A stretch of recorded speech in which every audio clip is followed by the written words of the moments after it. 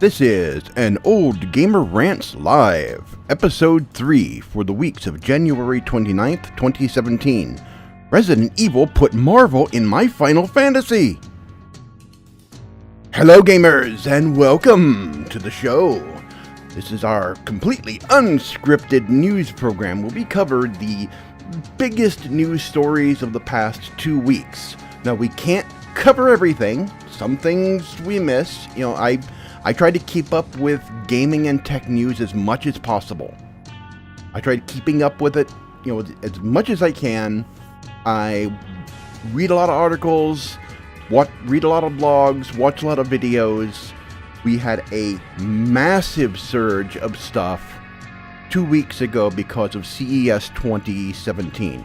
Now there's a trickle of stuff that's still coming out of there. There are some channels that haven't shown all their videos. Like some of them, they go there, they spend the entire time at CES, which is only like 3 days, and they film like 50 videos in just a couple of days.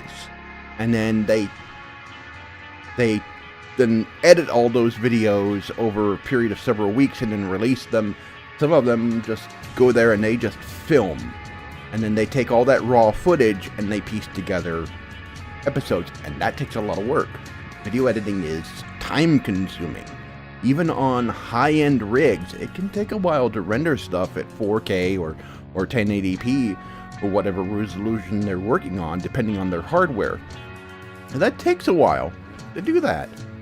I mean, video editing is very time consuming. I know that intimately well because I do a lot of video editing for this channel and my channel. And my machine is not the highest end, but I think the longest video render I had was like one that took an hour. Most of my edits take about 20 to 30 minutes for a 25 or 30 minute video, but I digress.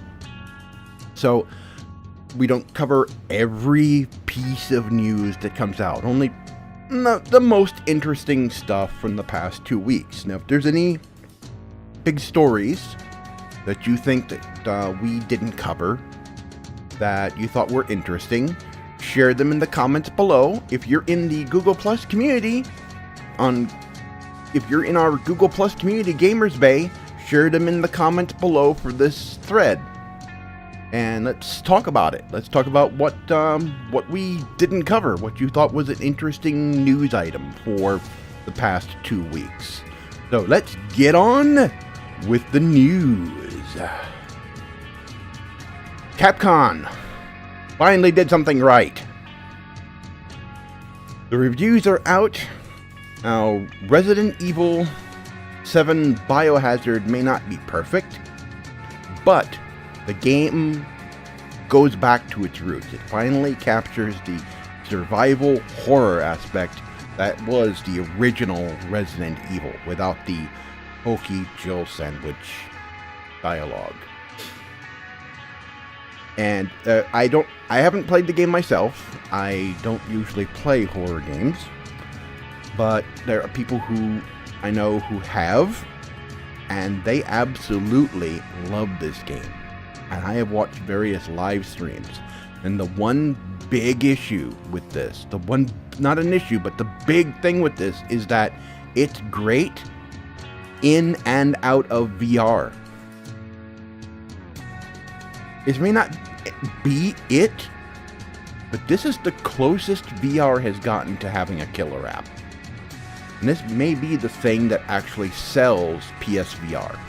Now, PSVR is sort of kind of a little bit in some trouble because up until now there's been nothing but glorified tech demos for VR, for on both PC and on consoles.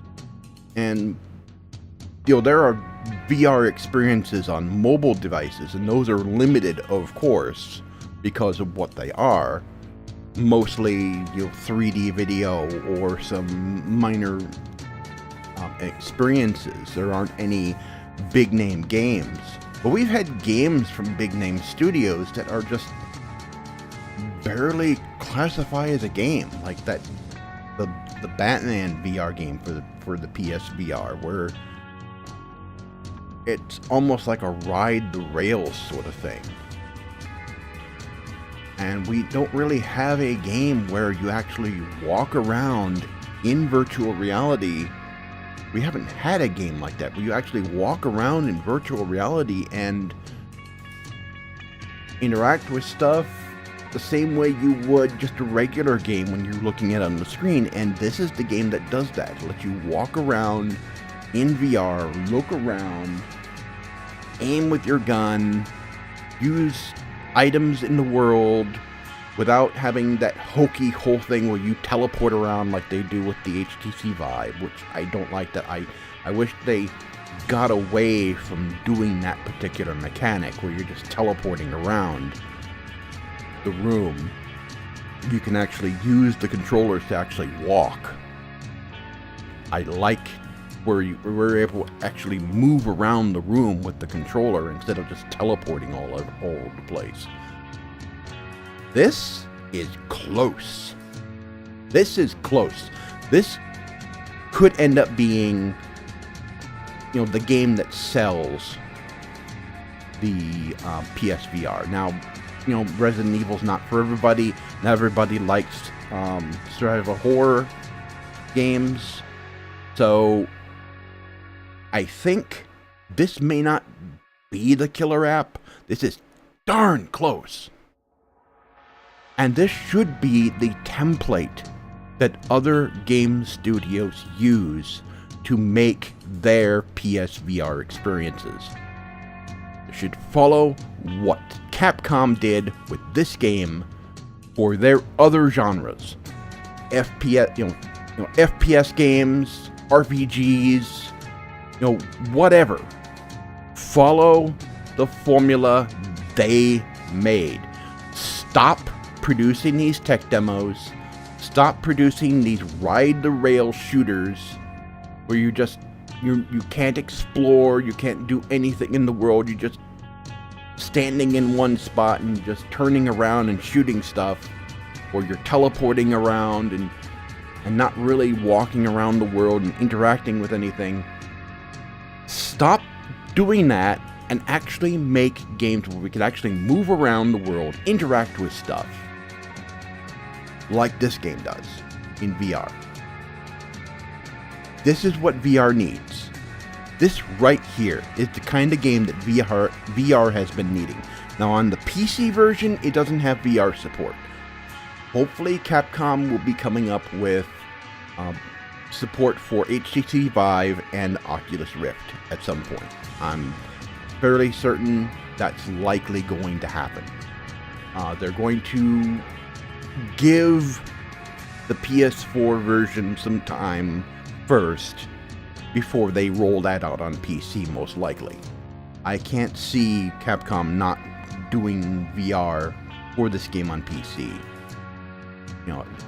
They'll give it a couple of months to give the PSVR some head start, and then likely they will release an update that will add Oculus Rift and HTC Vive support to the game. And I think that would be awesome if they did that.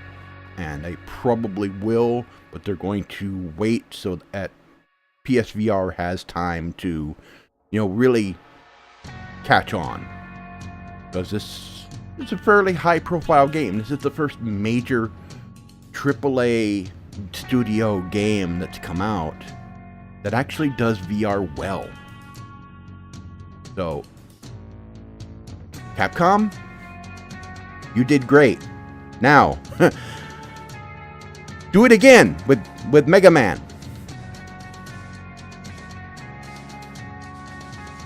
Marvel and Square Enix are going to collaborate on making games based on their comic book properties.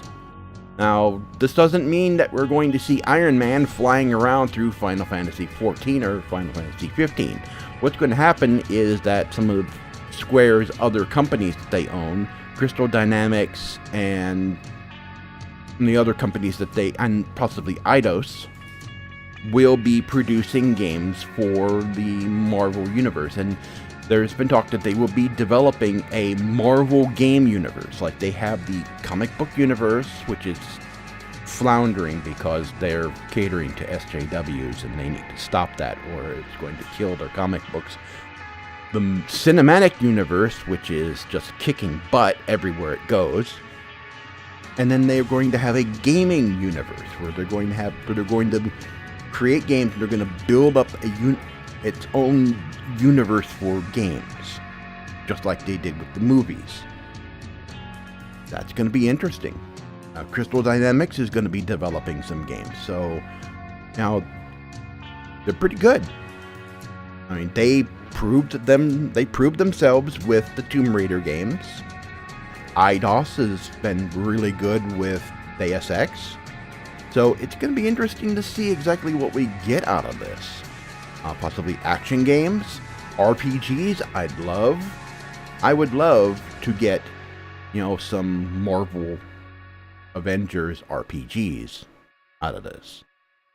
Will we finally get a decent comic book character video game out of this? I mean, there was a Hulk game for the original Hulk movie way back in the day. The one that came before the one with Abomination. The one that came before, the big high profile one.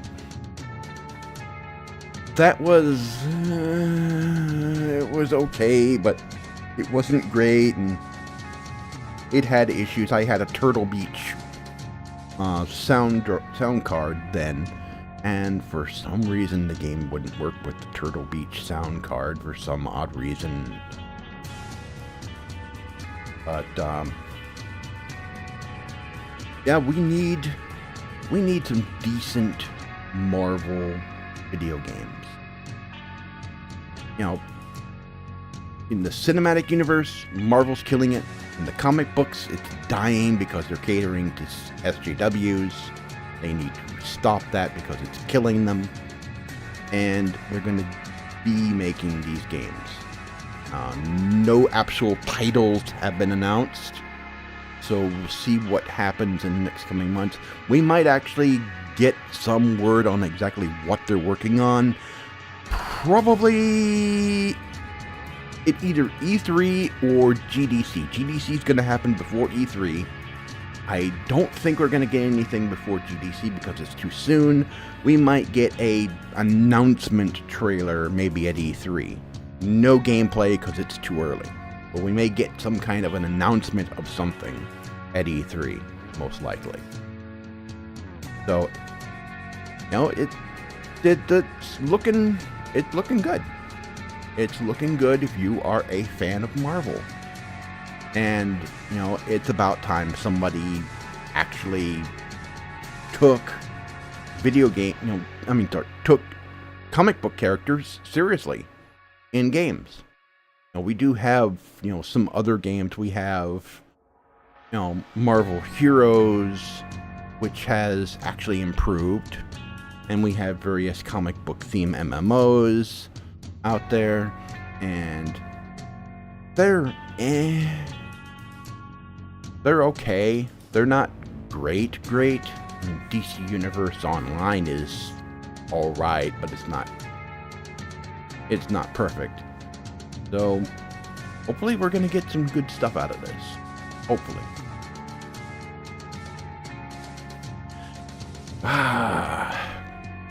Kojima's back. And he showed off his new studio and the whole philosophy behind it. And he's surrounding himself with some good people. He's getting himself some good people who are passionate about making games. That's the good thing about it. He's got some good people on his side, and his studio looks like a resort.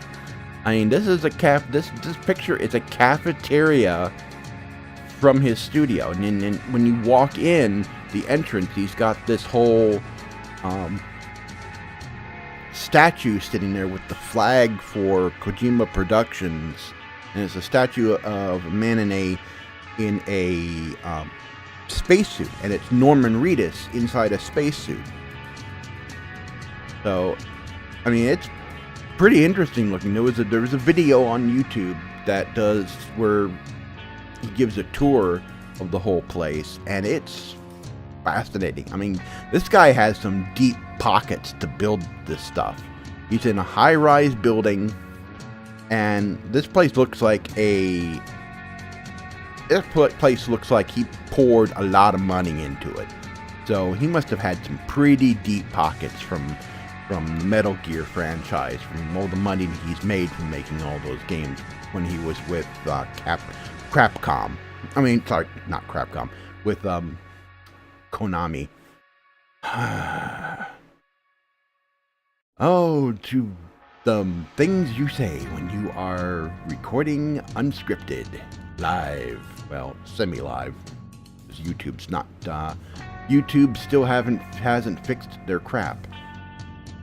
But, you can check out that video online that shows, Kojima's new studio. It's interesting looking. He talks with some of the people that he's working with, and he's, you know, I've got a good vibe out of this. I mean, he's serious about making quality games. He's gotten pretty serious. So, Kojima, he is back. He is definitely back. And not really that big a news, but a former CEO of Rockstar starting his own studio, and he's making a game called Everywhere. And the big thing is he's going to be using Amazon's Lumberyard. Now, Lumberyard is based on the CryEngine, and the only other big major game title that's currently using it is Star Citizen. Now, they switched over to Lumberyard from CryEngine because of the financial troubles that Crytek is having. And if they go under, their engine may go with them. And Amazon's been pouring a lot of work into Lumberyard, and they've been really improving it. They're leveraging their web services with it. But it is a little more advanced than the CryEngine. It's capable of a lot. It's scalable, and it's free. So you can use it for your projects. You can use it to make your games, and there's only a small, like most other game engines, you're not required to pay royalties until after you make a certain amount.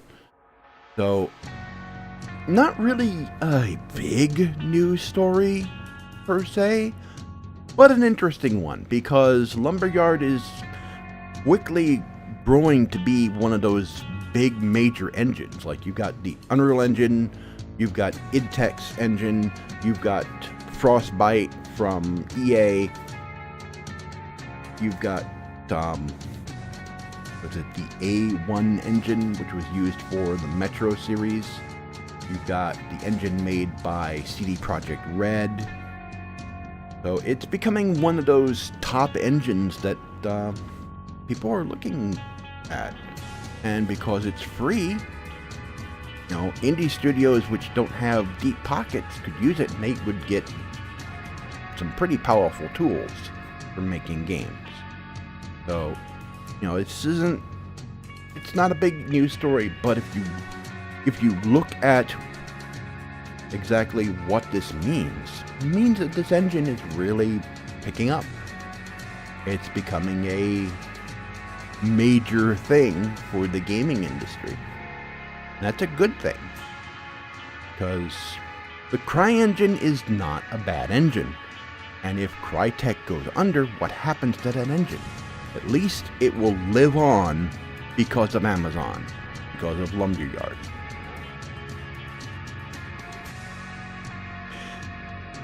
PAX South is, I believe it's over today. And PAX South, it's one of the many Penny Arcade events that take place throughout the year. And this is what E3 should be.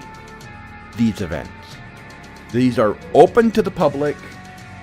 People can go there, do what they want there. They've got a LAN section set up so you can bring in your own computer and play games with one another on a LAN. They've got concerts, a little bit of everything. And many game companies come there to show off their stuff, what they're working on, their latest games. They set up booths so that people can play them. And this is what E3 should become. Because as I've stated in the past, E3 was born during an era before the internet was really a thing. The internet existed long before we got it in the 90s. I mean, it was around long before then. But people didn't have major access to the internet, and we didn't have the major news outlets for gaming that we had now back then. So E3 made sense as a trade show just for people who were in the industry, people who were a part of the press, people who were actually a part of the gaming industry itself. It made sense for it to be a closed trade show.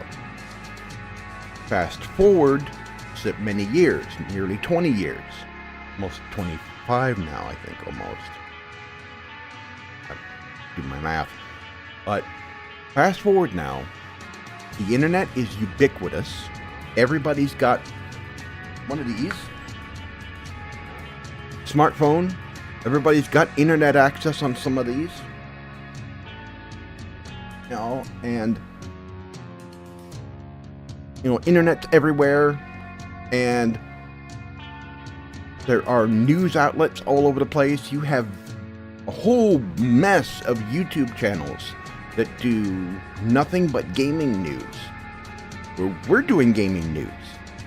Not as much as most other channels, but we're doing gaming news, and we're covering gaming stuff. We're not like IGN or Machinima, but we're doing our part. And so there are plenty of outlets for getting this stuff. And people want to experience the games. They want to try them out. And Nintendo has set up their own thing in New York City where people can actually come and try out the games. They have their own setup there in New York City for it. And, EA has decided to pull out again from E3 so they can do their own public event and presentation where people can come in and try their games. And a lot of companies are now wanting something that is available to the public so that they can engage with their audience. And they can't do that at a closed trade show where you have to be in the industry or you have to be a part of the gaming press to get in. Because they're not marketing towards them. They're not marketing towards other, professionals in the gaming industry. They're not marketing towards the gaming press. They're marketing towards you and me. They're marketing towards you and me. And that's who they want to reach. And E3 is, a huge event, and they're not getting to the people that they want to sell their games to. And small studios don't need huge publishers anymore to get their games out. They can go to Steam, they can go to Good Old Games. They've got outlets to go. And the game console makers are also open to letting indie studios in. Now, without having to have the backing of a big studio behind them, big AAA publisher behind them. So it no longer makes sense for E3 to stay closed. I've made this case several times. And companies, taking a step back from E3 and doing their own thing should be a warning sign to the ESA that E3 needs to change. That they're not wanting this closed experience anymore. They're wanting to get to their audience. And they're not reaching their audience with this closed trade show. And so the Penny Arcade events should be used as a template for that. That's what I wanted to say about that. And if you thought that was going to be my special comment, you were wrong. Oh. If you follow Jim Sterling, you've seen videos on both these games. And I was like, what? What the heck? Okay. If you're from Gamers Bay, you will know that I constantly harp on Sony on this issue. A Sony exec, actually I believe it was the president of Sony, said that the PlayStation 4 was not competing with the Xbox One. Actually, with the PlayStation 4 Pro. Was not competing with the Xbox One. It was competing with PC. Now, if you say you're going to compete with PC, then that means something, you're got some big kahunas there if you say that you're going to target PC as your competitor with a closed platform device like a game console. You got some big balls to say that. And I keep saying, if you're going to compete with PC, you need to be better than PC.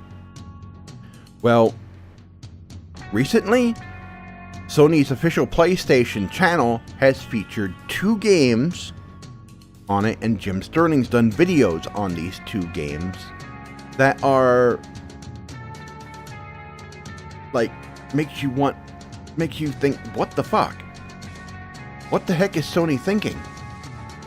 I mean, one of these games, the Skylight Free Range, that didn't even make it onto Steam.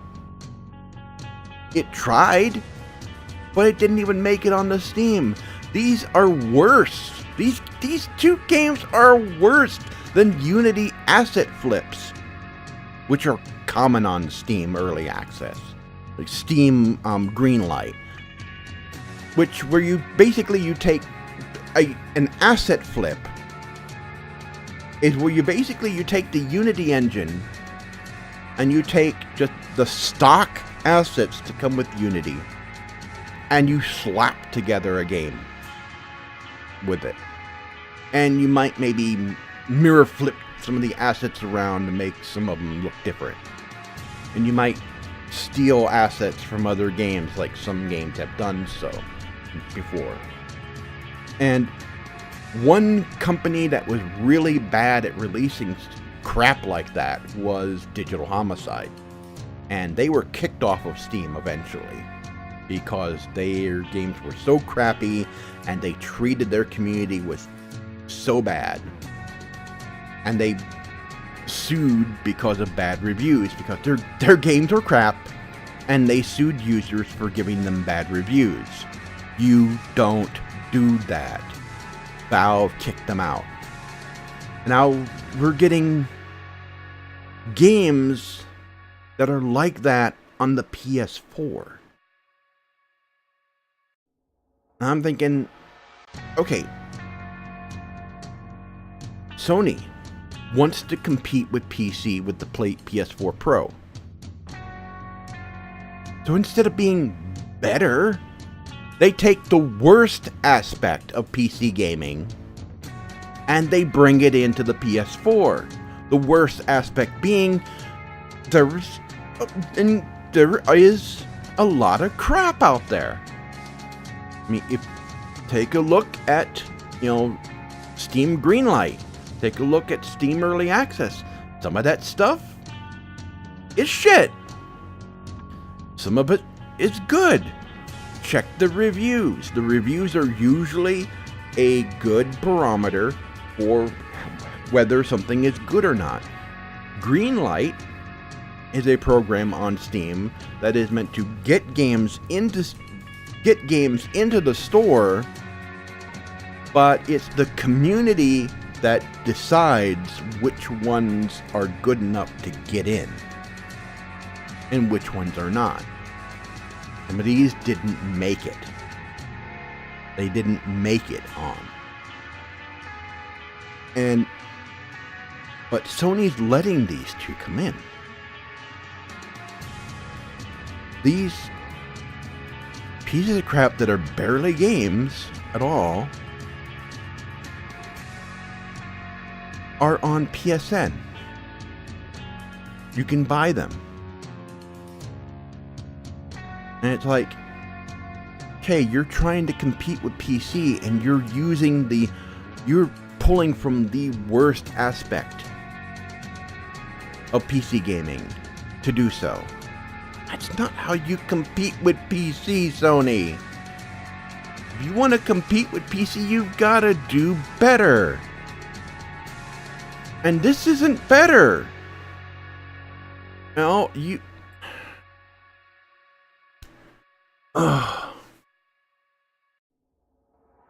Another channel, I forget who it was that did the video.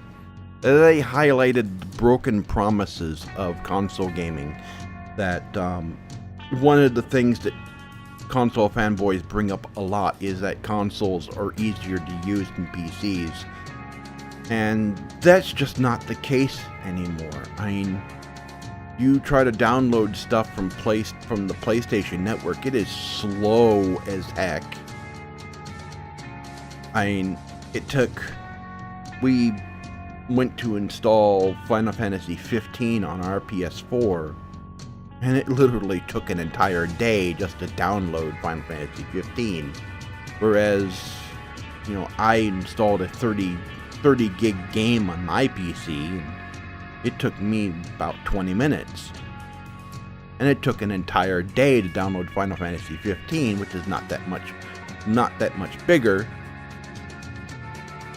It's like, in the PlayStation Store is slow and sluggish, and it's not a good experience.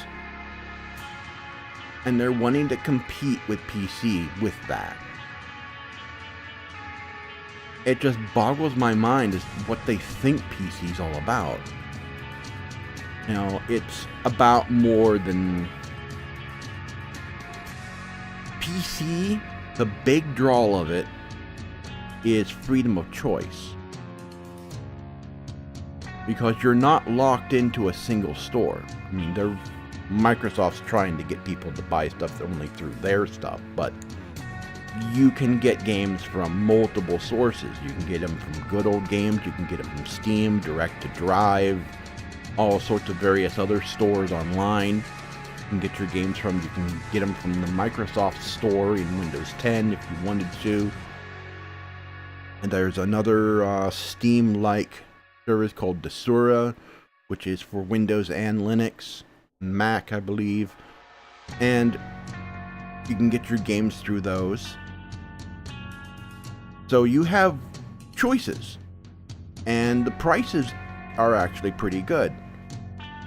There are frequent sales on Steam. There are frequent sales from GOG. And you can find most games on discount on some of these other services that are out there that sell Steam keys to games. So you have choices. PSN, Xbox Live, you've got one source. You can only get your games from them. And their sales are not frequent. And on top of that, you have to pay extra to play online. You have to pay extra to play online. Whereas with the PC, nope. because your internet connection is separate from the store, is separate from the service, you don't have to pay extra to play online on a PC. They'd never be able to get away with, Microsoft charging extra for people being able to connect to the internet to play games. They'd never get away with it on the PC. Never. They would never be able to do it. But I'm digressing from the subject here, which is why we call this an Old Gamer Rants. 'Cause I rant! But, yeah, this, Life of Black Tiger and Skylight Free Range 2 Gotcha Dume? Whatever.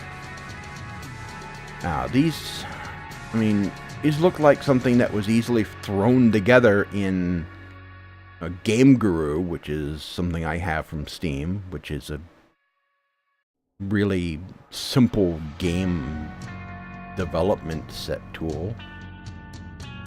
It looks like something that was just basically just thrown together using some basic game development tools and then marketed as a game. What the heck, Sony? What the heck are you doing? Anyway, I think you get the gist of what I'm screaming about here. It boggles the mind how and why not only are these games on PSN, but they actually promoting them on their channel. They're actually promoting these on their channel. It's like, God, what are they thinking?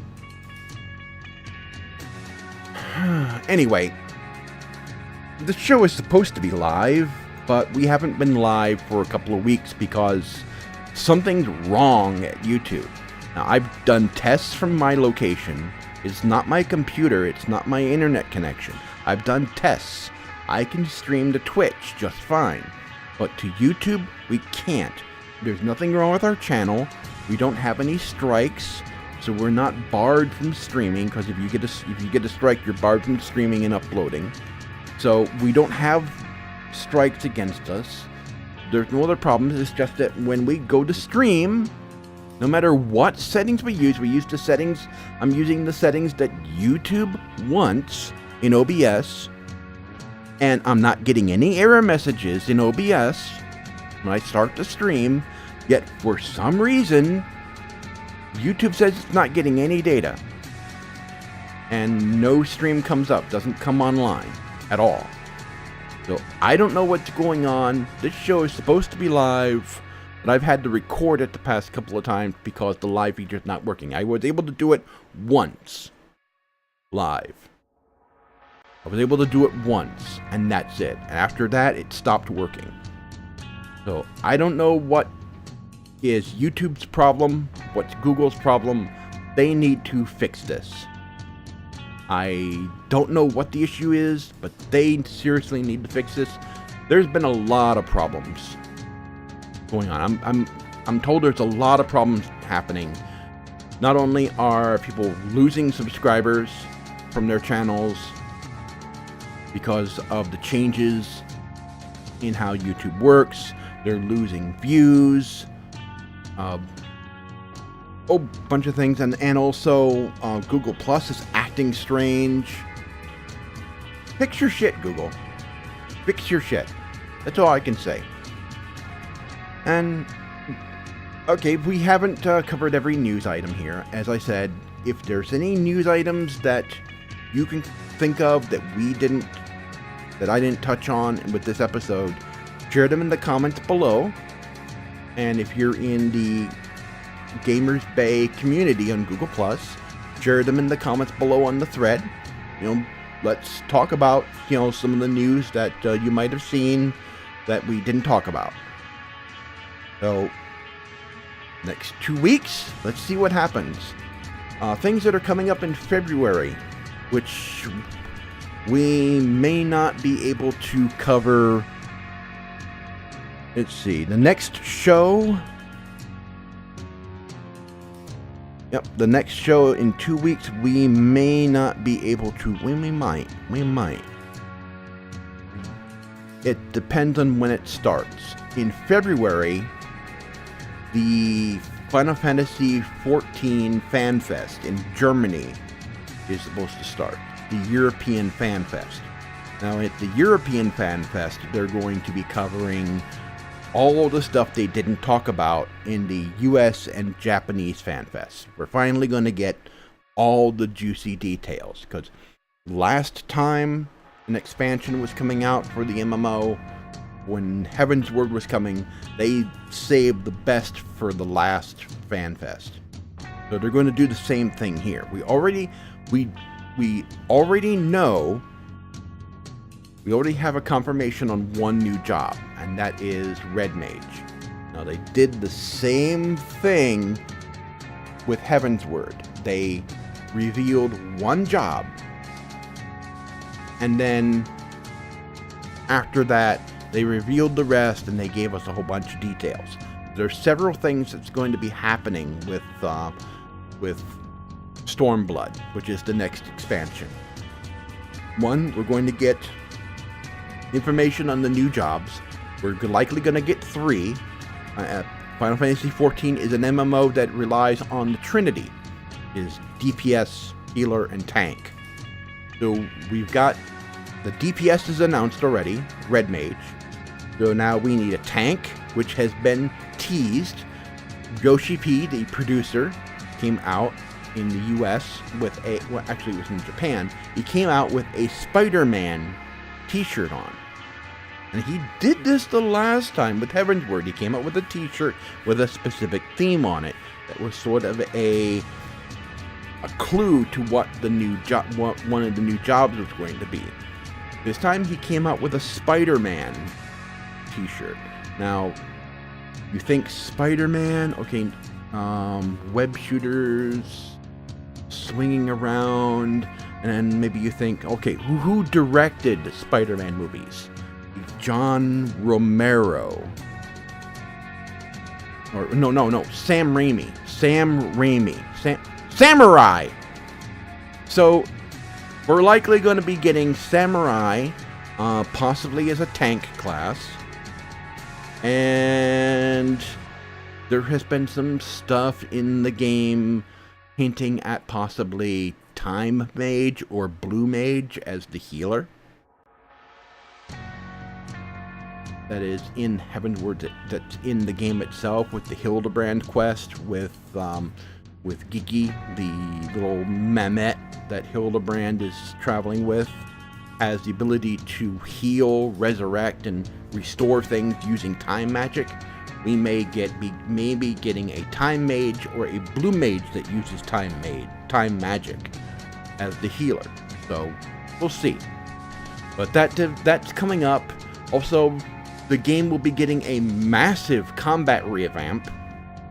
Right now, there are just too many abilities, too many job abilities. There's not enough slots for them, especially, to use on a controller. I mean, we play the game on controller because of the cross hotbar, where we can use the D-pad to perform actions and the buttons to perform actions, and then we use the triggers to switch between different hotbars with the cross hotbar. And there's not enough hotbars that you can put on the screen to cover all the new abilities, and we're going to be going up to level 70 with the expansion. And there's going to be new abilities that come with all the jobs. All the jobs will be getting new abilities, new spells, new attacks, new capabilities. And it's just going to be overwhelming. So they're going to be revamping the entire job ability system, the whole combat system, so that it's not as complex. And there's a lot of speculation going around. No one really knows exactly how much and what they're going to change. So we're going to be getting some detail, finally getting some real detail on exactly what they're going to do with the game at the European Fan Fest in Germany next month. And if it occurs within the two-week window of this show, we may be able to cover that finally. So, stay tuned. And until next time, I've been Mike. Keep gaming.